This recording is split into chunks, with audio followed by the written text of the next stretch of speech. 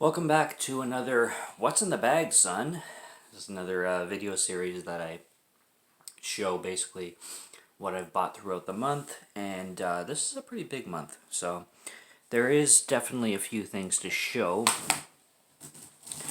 If I can grab them, but okay, let's start. There's a few series that I bought and that I definitely want to make like a review series for, especially the B-movie banters that I do.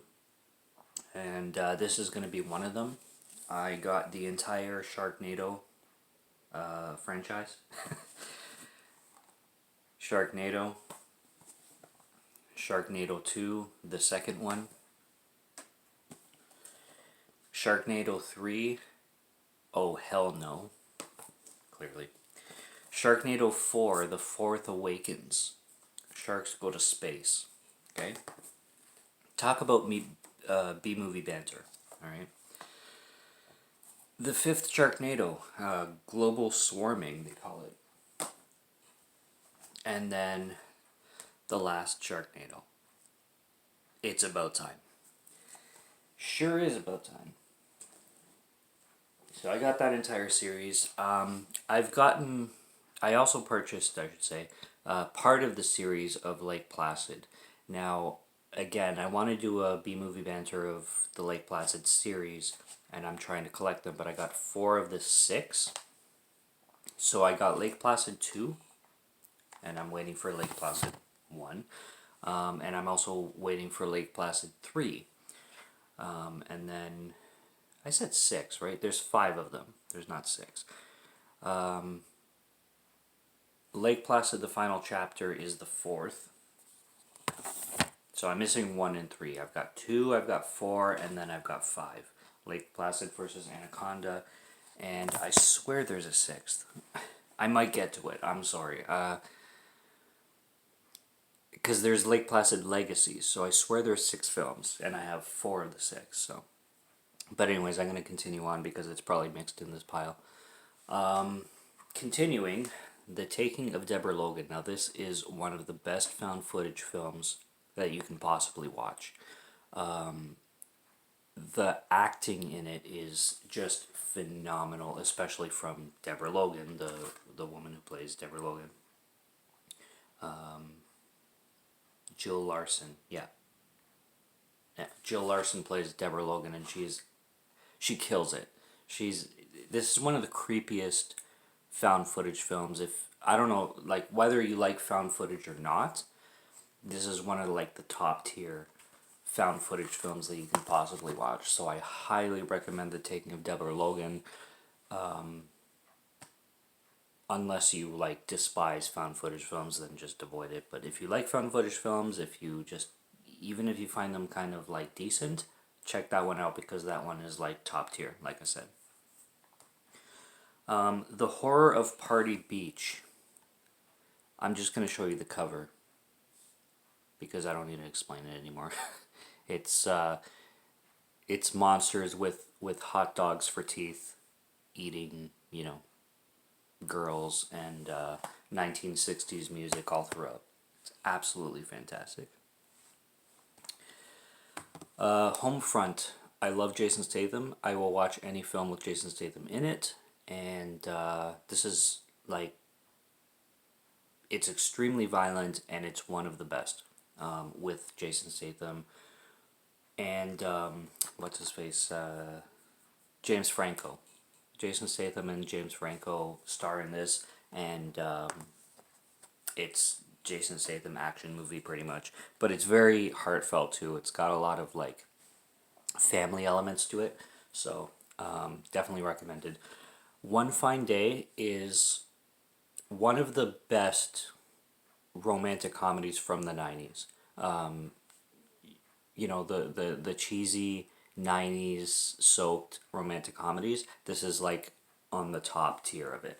Now, I remember seeing this as a kid, and I kept rewatching it because I would love the perspective from the child that's in this movie, the son of this woman, and I'd watch it and I'd relate myself to the kid, and I just kept watching this movie over and over from the perspective of the kid, but then I hadn't seen it in decades, and I recently rewatched it from the perspective of the adults, and it's it's such a different perspective. It's, you understand the film so much more, and it's really really well done. I think this film is, it's cheesy as hell, but it's not like unenjoyable.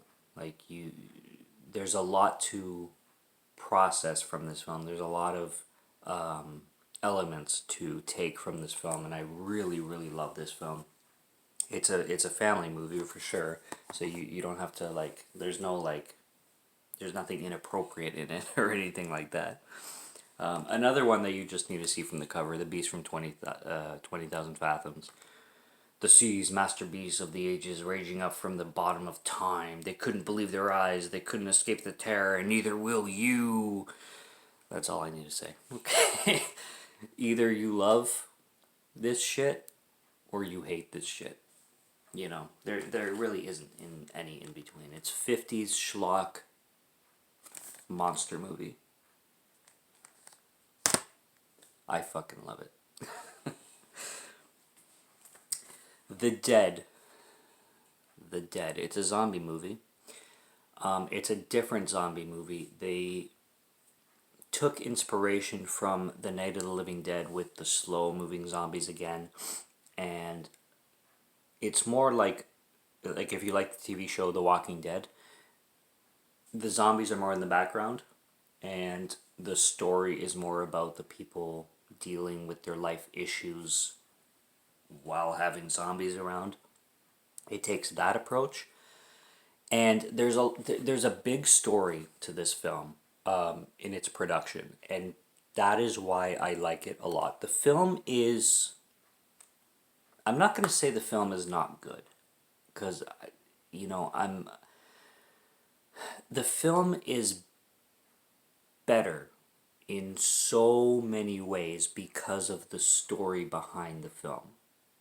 And that's what I like about it. That's why I bought it, actually. It's the story behind the film and the story behind the production, because it was made in Africa, and the directors and producers went through like a shitstorm of legalities and all kinds of like obstacles stopping them from making the film. But you know what? They made the fucking film at the end of the day, and it's done, and it's here, and it's good. It's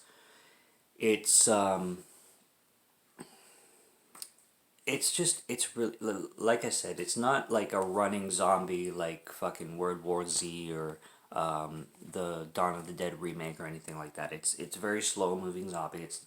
It's a throwback to Night of the Living Dead, and it's really well done, I think. And then when you research the history behind it, like the production, it's like an A+. It becomes an A+. Another movie that was shit on for I don't know why, Jungle. Jungle's phenomenal. It stars Daniel Radcliffe, Harry Potter, and he kills it. Like, it's a true story. It's a true story about a guy who got lost in the jungle in the Amazon, and it's like a survival kind of movie. And man, like, his performance is just out of this world. He he's trying to survive in the Amazon. He starts to, like, there's hallucinations. There's all kinds of shit that happens. You could say it's far fetched, but it's I don't know, like, I guess maybe that's why critics shat on it, because it's so far fetched for being based on a true story. But I don't know. I think Daniel Radcliffe kills it in the role, and it's a hell of an entertaining film. So I absolutely loved it. Another entertaining film that I just, it's not a good film, but I love it because it's so much fun. Dead Before Dawn, another zombie movie. Oh, I'm sorry. Zemans. A mix between demons and zombies. Zemens. Dead Before Dawn is so much fun. Now, I apologize to this girl because her she's in Super Bad, and she's the blowjay girl. I'm gonna give you the best blowjay ever, and that's how I refer to her. I just refer to her as the blowjay girl. I keep forgetting her name because her name is pretty complicated. Um, I think it's Martha McKissack or something like that. But I just call her the blowjay girl from Superbad. She's the blowjay girl from Superbad. She's in a couple films, and every time I see her, I'm like, oh, that's the blowjay girl from Superbad. It's so bad. And it's also got the guy from who again I don't know his name from Back to the Future. So he's in here, and it's just a fun film, man. The music is phenomenal. The effects are phenomenal. It's just one of those films you throw on. It's so much fun because you have fun with the acting, you have fun with the Zemans, and you have fun with the whole high school plot and stuff like that, and you have fun with the music, and it's one of those films you just have fun with. It's not a great film, but like, does every film have to be Oscar Academy worthy? Like, of course not. Like, you have fun with what it is. That's why I love cinema. I love cinema because I go into cinema knowing what I'm gonna watch, and I have fun with what's presented to me, and that's why I've always loved cinema. But here's another one. Okay, this one took me by surprise. I went into this expecting something, and I got something different. So this is a different one. This is from Severin Films, which I love. Severin Films. Severin Films is one of the best companies to release cult cinema and schlocky, like forgotten cinema kind of thing.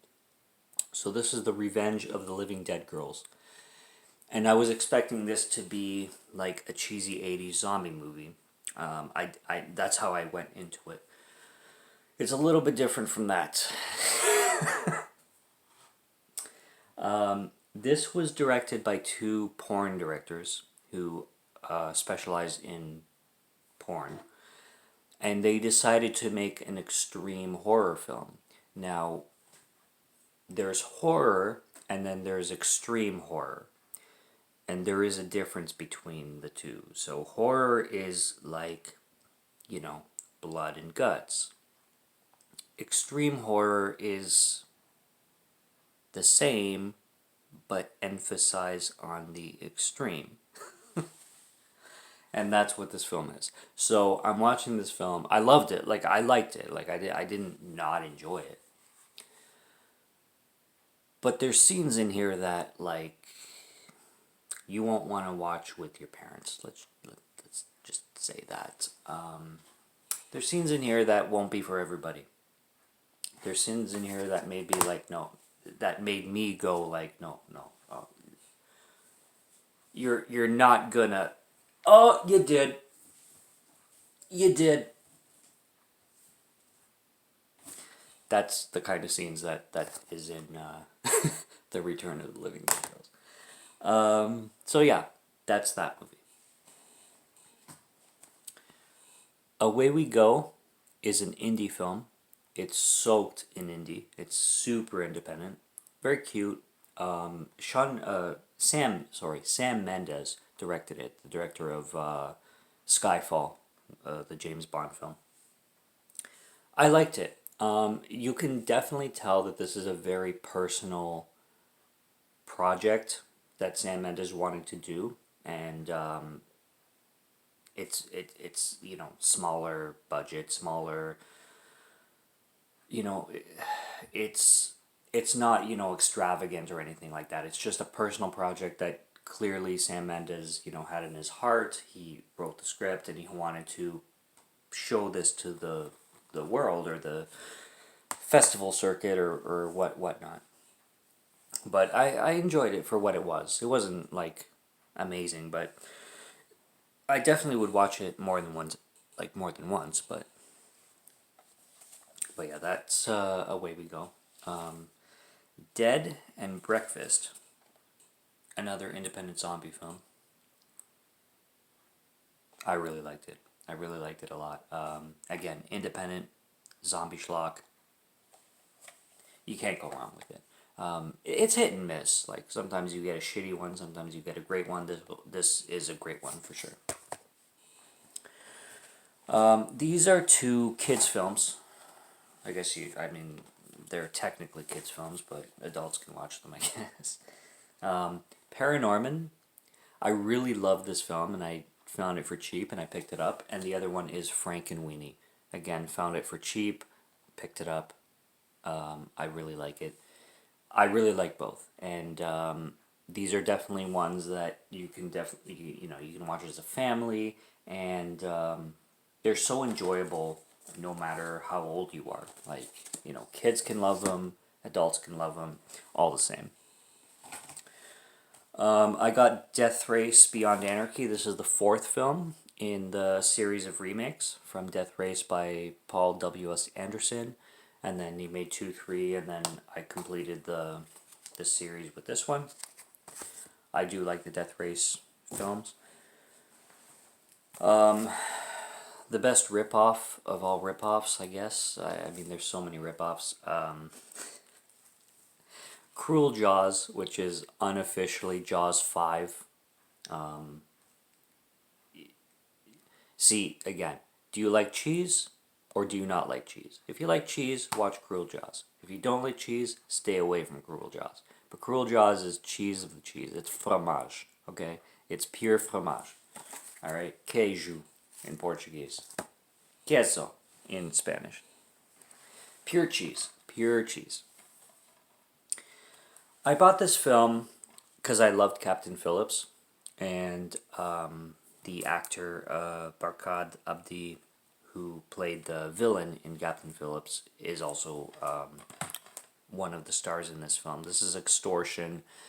I couldn't find this in any streaming services because I would watch it in a streaming service. But I found this for like $10, so I just bought it online. It's not a bad movie. It's not a bad film at all. The performances are great. The only problem that I have with this film is that it is so gosh darn far-fetched. So unrealistic that it takes you completely out of the film. Because you're watching it and you're like, there is no way that this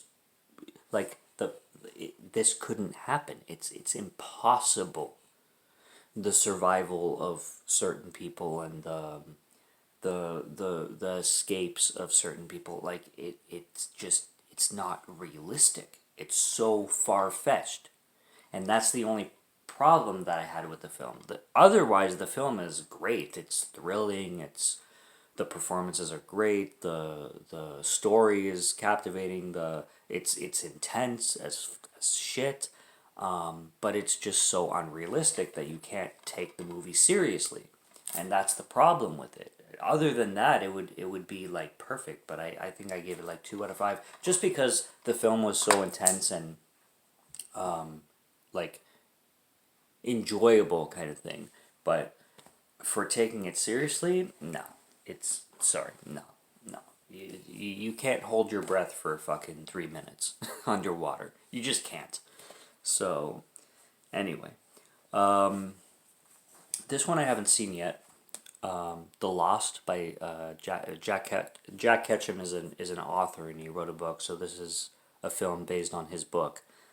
I watched The Girl Next Door, and it was violent as shit. So I'm kind of prepping myself for this one as well. I haven't thrown it on yet, so I don't know like what it's about or what the story is. I know there's probably some like kidnapping or violent situations going on, but haven't seen it yet.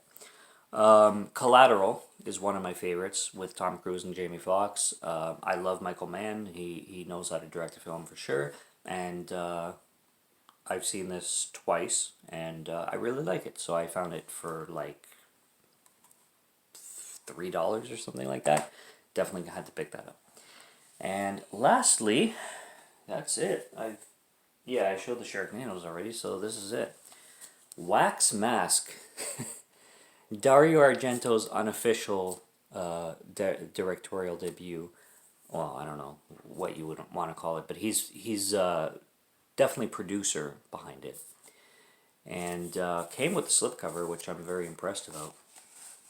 And yeah, it's Italian schlocky B movie masterpiece. So I'm very excited to see that one too. I haven't seen it yet.